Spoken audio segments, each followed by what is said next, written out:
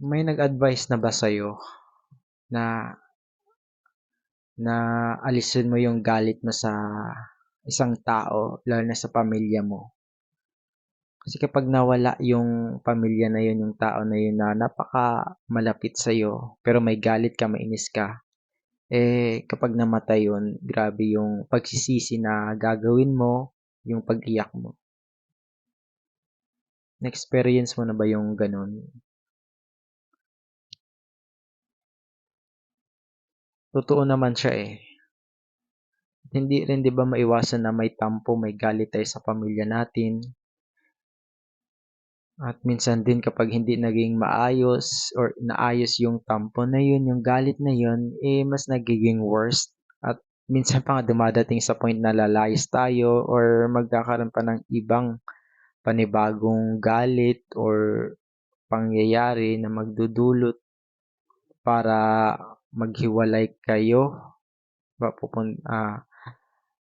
Um, aalis ka sa bahay nyo dahil sobrang gulo na yung ganyang pangyayari. Tapos ano din, 'di ba, may kakilala tayo or kapag kinuwento natin sa kanila yung ganyang ano natin, pangyayari sa buhay natin, nag-advise din sila na makipagbati tayo sa tao na yun, lalo sa pamilya natin na may ganong ganong hindi magandang ginawa or nangyari, makipagbati tayo. Kasi pag nawala daw sila, nawala yung pamilya mo, yung ganyan, magsisisi ka daw. At sinayang mo yung mga araw na pagkakataon na manghingi ka ng sorry, humingi ka ng tawad or kalimutan mo yun. It's either na hindi mo kasalanan, gusto mo talagang makipagbati sa kanya, ikaw na mag-first move. Minsan 'di ba parang totoo din 'yun.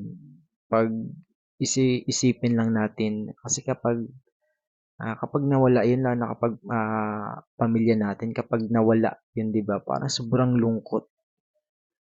Kasama mo siya simula nung nagkaisip ka naging bago ka nag 1 year old so naging 1 year old ka na hanggang naging 20 ka na o 30 ka na ngayon. Kasama mo yung tao na yun tapos isang pangyayari lang, isang issue lang, nasira yung pagiging kamag-anak ninyo, pamilya ninyo. Kapag nawala yan, di ba sobrang sakit. Hindi mo ma-imagine na nawala yun. Ah, kasama ko lang yun nung mga panahon na yun. Tapos ngayon parang hindi mo na siya kasama. Na sobrang sakit. I-advise ko sa iyo kung may kagalit ka man lalo sa pamilya mo. Okay lang naman yung mga tampuhan pero dumating sa point na magkakaroon ng physical na ah, yung ganong pananakit na mga verbal, yung ganon, magkalma ka lang, ikalma mo yung sarili mo, wag mo hayaan na dumating sa point na magkasira kayo. Kapag dumating man or nandun ka na sa point na magkasira kayo, wag mong hayaan na um, mamatay na lang siya or ikaw na hindi kayo nagkaayos. Sikapin mo lagi na magkaayos kayo. Sikapin mo na magkaayos kayo. Kailangan mo laging maging kalmado, maging humble. Huwag mong hayaan na pagarian ka ng galit mo, ng negative na emotion mo. Kasi hindi maganda yung magiging resulta niyan.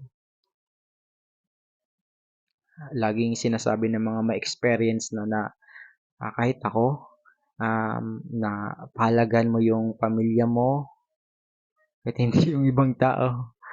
Joke lang. Pero mas pahalagahan mo yung pamilya mo. Kasi kahit anong mangyari, saktan ka man ng ibang tao, iwan ka ng ibang tao na yun. Pero yung pamilya mo, kahit sinaktan mo sila pa rin yung malalapitan mo, tatanggapin ka pa rin nila. Kaya pahalagahan mo yung pamilya mo.